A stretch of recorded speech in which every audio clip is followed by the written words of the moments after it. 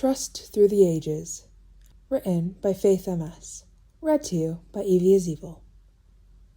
This fic is rated for general audiences. There are no archive warnings. The categories for this fic are gen and male/male, and the fandoms are Batman, all media types, The Flash, all media types, and DCU, comics. Summary. Looking forward, Wally pauses. He's standing, somewhere in a battleground. He has no idea how he got here. Taking a deep breath, just like Dick and Bruce and Barry tell him to, he looks around to gather information.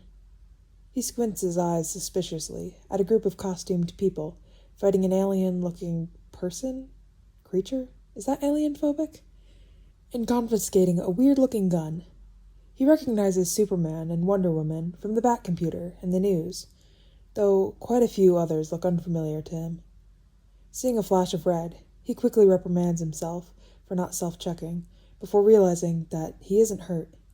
He's just wearing flash red instead of kid flash yellow. Taking a stuttering breath, he closes his eyes and prays that his uncle is simply on break for some reason, before putting that entire part of his situation in a box in the back of his mind, not to be opened for the time being. He feels a tap on his leg and flinches as he looks down to see Batman, a very small Batman in front of him. Setting a hand out, he asks softly, "B, is that you?" AKA a de-aging fic featuring Flash Wally and Batman Bruce. And this fic there's supposed to be 4 of these. I think 1 is still being written, but at this current moment, I don't plan on podficking any of the others, but it's just a different mix of, like, Flash Wally and Batman Dick, Flash Barry and Batman Bruce, and then Flash Barry and Batman Dick, which at this current moment, I don't plan on reading any of the others, but if you feel a need to go read them, go check out, faithms's, AO3 page. Alright, without further ado. Looking forward, Wally pauses. He's standing somewhere in a battleground. He has no idea how he got here. Taking a breath, just like Dick and Bruce and Barry tell him to, he looks around to gather information. He squints his eyes suspiciously at a group of costumed people fighting an alien-looking creature? Is that alienphobic? And confiscating a weird-looking gun. He recognizes Superman and Wonder Woman from the Batcomputer and the news, though quite a few others look unfamiliar to him. Seeing a flash of red, he quickly reprimands himself for not self-checking, before realizing that he isn't hurt. He's just wearing flash red instead of kid flash yellow. Taking a stuttering breath, he closes his eyes and prays that his uncle is simply on break for some reason, before putting that entire part of his situation in a box in the back of his mind, to not be opened for the time being. He feels a tap on his leg and flinches as he looks down to see Batman, a very small Batman in front of him. Letting out a breath, he sits down crisscrossed in front of the little Batman. Setting a hand out, he asks softly, "B, is that you?" Little Bruce looks up at him and scrunches his nose, which looks very adorable, even if the scenario feels vastly overwhelming. "That's not my name. Why am I here? Why am I being kidnapped again?" Wally huffs a small laugh as he looks at him fondly. "No, B, I'm pretty sure you and I have been de-aged. We're supposed to be older. I don't know the other people in costumes, though, so we can't tell them our real names or show them our faces, okay?" Bruce looks up at him with a tilted head, adjusting the cowl as he goes, so it doesn't completely cover his face. You know who I am?" Wally nods, and Bruce seems to stand up a little taller, if a little wobbly. "Can we call my, A? I want to talk to him." Wally looks behind to the other costumes, putting the presumably bald alien guy in custody before looking back. "Yeah, kiddo, I want to talk to A too, but I think the other heroes are going to start walking towards us, okay? And one of them is super hearing. so we might have to text instead of call, but we'll figure it out, okay? Me and you. Bruce looks a little wary, but mostly just tired and sad. He looks around 9 or 10, so Wally isn't very surprised. Alfred mentioned how sullen he was for so long after his parents' deaths, but he nods in the end. Wally looks behind to see Wonder Woman walking towards them and hides the desire to run away. Okay, Bee. When we get somewhere safe, I'll give you a mask to wear so the cowl on your head doesn't keep moving around, okay? At the kid's nod, Wally looks him over before reminding himself of the trauma training Bruce and Barry packed in his head. Okay, Wally says calmly, like being somewhere completely foreign with people he doesn't know, and a child Bruce to watch over isn't completely fraying at his nerves and making him want to run very far away, where it's safe with his family, where he isn't wearing flash red. We might have to travel a bit to get somewhere safe. Do you want me to pick you up, hold your hand, or just walk by your side? You can change your mind whenever you want. He watches little Bruce take the time to think about it. Wally barely holds back a very fond grin, always thinking over his choices. He seems to settle on an answer with a whisper. Carrie, please. After seeming to judge his ability to move with the amount of oversized Kevlar on him. Standing up, he scoops little Bruce up, wrapping him in his cape like a toga, and carries him in a koala hold right before Wonder Woman reaches them. She clears her throat. Flash, Batman, are you aware about this situation? Wally looks at her calculatingly. Aware of her or not, that doesn't mean he trusts her. He's vaguely aware he should act like Barry would, assuming he took over Barry temporarily. But as he's in an unfamiliar environment, surrounded by unfamiliar people while carrying his de-aged future father-in-law, he decides to pull out a difference in interactions. Standing up straight, he puts on a stoic face, and while he refuses to deepen his voice like Bruce does, he does keep his voice patterns much shorter than he usually would, because he refuses to reveal information he's not supposed to.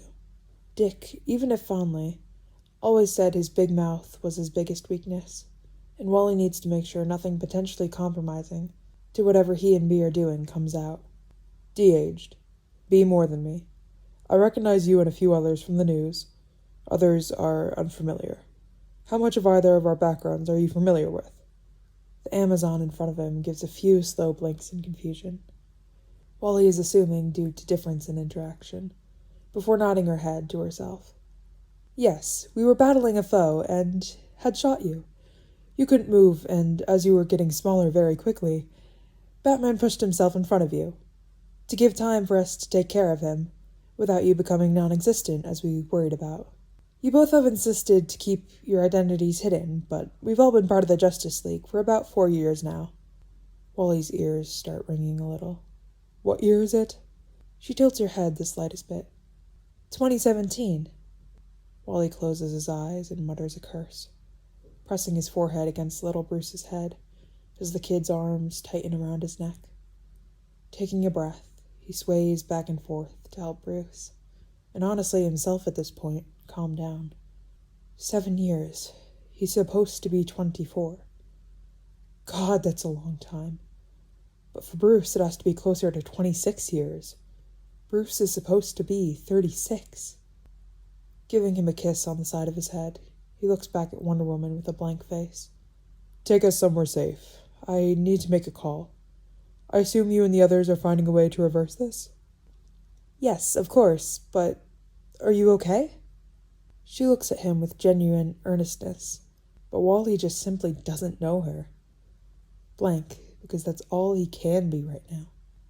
Wonder Woman, with all due respect, I don't know you. I don't even know what I'm allowed to say, please. Just bring us somewhere safe. Wonder Woman looks at them sympathetically, which Wally just can't appreciate because he feels like he's about to have a panic attack until he hears the slightest of hums. He unconsciously matches the humming, recognizing it, even if it takes a moment of breathing to piece it together. Bruce was humming a song Dick hums to him when he's having a panic attack, which, thinking back, feels like a splash of water on his face, that Bruce had set a routine for episodes so young, and another splash that he didn't notice, that Dick got it from Bruce. The sad glance she makes towards Bruce implies that she thinks the whole less-than-a-minute situation was for the kid instead of himself, which not only takes away another point from Wonder Woman, knowing anything about either of them, but also helps clarity return to Wally that he's the older one in this situation. Because while it's super okay to have problems and freak out and maybe cry sometimes, according to Barry, there is a time and a place, Bruce. And it's important to be strong for those who aren't, until you're safe, Dick. Giving Bruce another kiss on the side of the head in thanks, Wally slowly switches the tune to something lighter and happier that Alfred hums on cleaning days as they begin following the Amazon in front of them. Bruce matches it nicely, and his arms untense the farther they travel as they hum. Wonder Woman glances back in silent warning that they're about to approach the others, and Wally just nods in response, whispering to Bruce, "We're about to approach the other heroes. They'll probably try and talk to you, but you can talk as much or as little as you want. If you don't want to say anything, you can stare at them to make them nervous, or you can tap my neck 3 times and I'll get any attention off you, okay?" Bruce just sighs with his head on Wally's shoulder. "Okay." Wally frowns the slightest bit at the sound of his tone, resigned, before realizing he's probably used to galas by now, which is very far from what they're going for. Quickly looking down, he watches a practiced smile begin to form in grimaces. He whispers, "Just to be clear, this is not what you might be thinking. You don't have to be nice. You can say whatever you want, mean or otherwise, as long as you don't say anything that could tell them who we are." Bruce slumps a little, back into his shoulder and mumbles, "Thank God," which Wally snorts loudly at, before snickering to himself as they finally reach the group, who shoot them various looks, including bewildered, excited, and wary. Wally doesn't care much when he feels a smile press into his neck, but he does give everyone a once-over to try and piece them to files he remembers looking at. Since they're closer, he matches one of them to Green Arrow, Oliver Queen, but quickly notes that only works in Star City is no longer applicable, before internally brushing it off and moving on. Another green hero that glows doesn't ring any bells. A man with a white cape who's talking rather childishly piques interest, but not familiarity, and a green-skinned alien who appears to be on their side, as shown from the way he speaks to those around him. And now they're all looking at him in his temporary charge. Wally holds himself back from reflexively running away or snarling in defense. He settles on staring at them suspiciously and holding B the tightest bit closer. Green Arrow and Green Glowy Dude lean back a little bit, and Wally amends a little satisfied that his stare was at least a little productive. Superman, unaffected by his glare, if a little confused, walks closer to them with a small smile on his face. "Diana said you two's memories didn't stick when you got de-aged. My name is Superman, but you know me as Clark Kent. I know this is probably confusing." He looks at them sympathetically before turning to look at just Wally. "If you need one of us to take him, we're up for it. We know this is probably overwhelming." He offers genuinely, as if it isn't the worst thing Wally's ever heard in the last 17 years he's remembered being alive. Small hands curl into his barely loose suit tightly as he takes a step forward, before he looks at him with the nastiest glare he has in his disposal. Hasn't been used since Dick was almost shot by Two-Face, along with the darkest voice he's ever used, ever. "I don't care if you're the Queen of fucking England. If you, or anyone else, ever tries to take B from me, I will rip your fucking arms off and feed them to your next of kin. Do I make myself clear?" Everyone looks at him with wide eyes as Superman takes a very quick 3 steps back. Standing back normally, he switches back to casual as he rubs circles into B's back, as the younger basically grins into his neck. Giving everyone a passing glance, he speaks up like he didn't threaten the supposed strongest being on Earth, with the voice of a man who could make true of his words without breaking a sweat. "Also, don't give or use names on the field. Wonder Woman Says we've been working together for 4 years, and I can't even imagine a future where Batman didn't make that clear. You're not the only one you put in danger by carelessly sharing your name in the open. He scolds disparagingly at the downtrodden Kryptonian before looking back at the very confused Amazon and the wary and scared looks behind her. Can we go to the safe place now? I'd like to get this fixed as soon as we can, he asks blankly once again. Blinking at him, she answers. There's a controller on Batman's person that will teleport everyone in the vicinity to the watchtower, our base of operations. Wally nods tiredly before squatting with Bruce, balanced on one of his legs, arms still loosely around his neck. Carefully placing Bruce's hands to hold onto his shoulders instead of around his neck so he has room, he looks up at his young parental figure before looking at him fondly. I need to search through your utility belt. Do you mind? Bruce just gives him a small smile and a shrug. Okay. Giving him a smile, Wally moves the cape a little so he can grab the very loose utility belt and goes to the left side to find the controller, barely giving pause at the familiarity to it, especially considering he helped make the first prototype a year ago. Bundling the cape back the way it was to pick B back up with his left arm, he fiddles with the controller to make sure there weren't any huge changes that would fuck him up. Nodding contentedly, he ignores the vaguely panicked looks of the others and walks forward so everyone's within a 12-foot radius of the controller. Pressing the speed dial of 1 to Watchtower unhesitatingly, he watches as some of the others fall down as they appear in a bright room with a meeting table in the middle. He supposes he should have set a countdown, but as he looks around with squinted eyes, and Green Arrow and Green Glow Dude sprawled on the ground, he brushes it off and blames them for not being ready. Walking towards the other side of the table, he sets B down before going into his own belt to grab a domino mask. Humming happily at feeling safer in a closed space, he ignores the others and speaks to his little charge. Hey B, can you pull your cowl mask forward so I can reach under and put a mask on you? White Cape Man takes a step closer, as the others were distracted arguing over him, as he presumes. Batman is really protective of identity, so taking off his cowl is probably not a good idea. Wally looks up at him and tilts his head. He reminds him of a kid, not just a childish adult. He squints his eyes enough to make the man in front of him a little anxious, before deciding that anything he notices now he definitely would have noticed in 7 years, and therefore is already resolved or in the process of being resolved. I already know B's identity. I'm putting a mask on him so that you and the others don't know it. The man-kid's jaw drops as everyone looks at them in united disbelief. Wally just scoffs at them. This isn't even a secret. Everyone in Central and Gotham know that the Flash and Batman work together. The Central and Gotham media were all over it for years before it became normal. Do none of you use the internet? Everyone once again just looks at him like he's the one being weird right now. So he just rolls his eyes and carefully feels Bruce's hidden face with his hands, before carefully placing and sealing the domino on his face. Softly. Does it feel like your eyes are covered? Can you see? It takes a moment.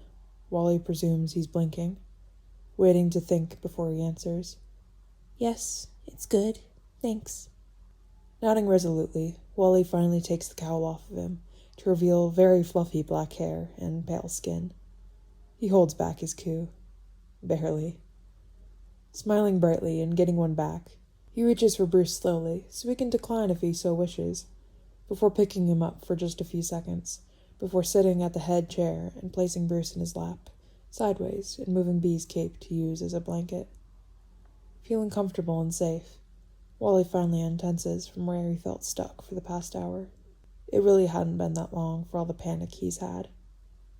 Bruce just leans against his chest and plays with his gloved fingers, pressing them up and down in a pattern only he knows, while Wally just relaxes before tuning into the conversation being held by the other heroes. Are we sure they haven't been body swapped or something? Hal, for the last time, what the fuck? Isn't Spooky or the Flash usually the ones who make sense of this kind of technology, since it isn't magic and whatnot? Well, yes, but obviously they're a little indisposed at the moment. Wally frowns a little, as he looks over to see everyone a little on edge. Sighing a little, he supposes that they might be a little anxious about their teammates turning small and vaguely violent. A little obnoxiously, he starts rolling their chair towards the group without any intention of getting up, making Bruce laugh a little. The arguing continues, even if a few spare him a few amused glances, before he ends up close enough to casually grab Queen's phone and unlock it, first try getting some raised eyebrows from those who noticed, Queen included. What the fuck? Casually checking the date and phone pad while he runs his hands through B's hair, he answers absently. You've had the same facial hair for over 10 years. That's kind of embarrassing, Queen. It didn't look good then, and it doesn't look good now. Bruce snorts loudly as Queen squawks. Pressing dial, he puts it on speakerphone so Bruce can hear as well. He waves at everyone to remind them to be quiet. Batcave Emergency Hotline, Red Robin speaking. How may I be of service? An unknown voice rings out, filled with sarcastic customer service drivel, making Wally snort despite the unfamiliarity. You're on speaker in front of... Wally trails off, looking at the closest person, who happened to be the white-caped man-kid, who helpfully supplies. The Justice League, which you're a part of. Nodding in thanks, Wally continues. In front of the Justice League. This is Flash, according to my outfit, but B and I have been de-aged, and it would be nice to hear a familiar voice for confirmation. He hears a hum. How many birds are there for you? Just mine. How's B doing? Much younger than me, post-incident, though. He adds vaguely as he plays with Bruce's hair. They hear a soft sigh. Sounds about right. I'll hook you up with Agent A, if that's cool with you guys. Do you think you'll need help with the being aged back to normal situation? Wally takes a breath of relief at the first part, before thinking a little curiously at the second half. A would be absolutely perfect, and I'm not sure about the aging thing. How different has alien tech generally been? 'Cause I'm good, but I'm not interested in playing catch-up when I don't have to. Yeah, I'll have Nightwing head over after he finishes up what he's doing. It shouldn't take long. Wally tilts his head curiously. Nightwing? The first Robin. You'd be quite familiar with him, would you not? Wally huffs fondly. Yeah, I'm quite familiar with him. Robin snickers a little, before two crack noises appear, disconnecting and reconnecting, before a silent pause is heard. Or would it be unheard? This is Agent A. How may I be of service? B and Wally let out a breath they weren't aware they were holding, before B finally speaks up in a quiet but firm voice. Hello, A. I'm happy to hear from you. Which is a sentiment Wally happily echoes. They go back and forth with various small talk topics, to confirm they're safe and well, before Wally takes a hesitant pause to reach into the box he pushed away. Is the original Flash okay? I was very worried when I woke up wearing red. Everyone looks at him in shock, like they didn't know he was the first Flash, which makes him internally wince in case that was a secret they were keeping on purpose, or just another fact they were ignorant about. The pause before the answer is what makes him dread the most, before a soft voice answers him. He is quite well, sir. Time goes on, people change, families grow, and responsibilities get passed around. You gaining your new title was a welcome and happy occasion. Wally just smiles in relief. Thank you, A. Of course, sirs. I do believe Nightwing will be there soon to take care of the problem, but I can of course stay on the line if that's what you require. Wally looks down at Bruce to get his opinion, only to see that he fell asleep. Moving hair out of his face fondly, he says farewell to Alfred with love. No, we'll be okay. Thanks, A, and see you soon. And that is the end of Trust Through the Ages. Author's notes. JL. What the fuck do you mean Nightwing's on his way? I thought he was a solo hero in Bloodhaven. Wally, no idea what's going on. I am literally the last person you should be asking. Nightwing, showing up on the watchtower with clearance no one not de-aged knew about. OMG, OMG, OMG. Baby B and Baby KF? RR just told me, but it's just so... Oh, this is just the best! Squeals. I'm not gonna squeal for you guys. Wally, fond. Yes, yes, we love you too. Baby Bruce, calmly frowning. I don't know who this is. Wally. My husband. Dick. Your eldest. The JL who didn't even know Batman had one kid, let alone more, and a son-in-law in the league. Shocked face. And reader's notes for me. This was a fun one to do. Yeah. Apologies if you hear ringing church bells. I live in a city with a cathedral, a huge-ass cathedral, and I think somebody got married today. So, yeah, that's just... It's been ringing for a good amount of time. It'll probably continue to ring for a good amount of time. I've heard that church bell ring for like 5 hours at a time. I don't know why they do it for so long, but yeah. Anyways, thanks for listening, and bye!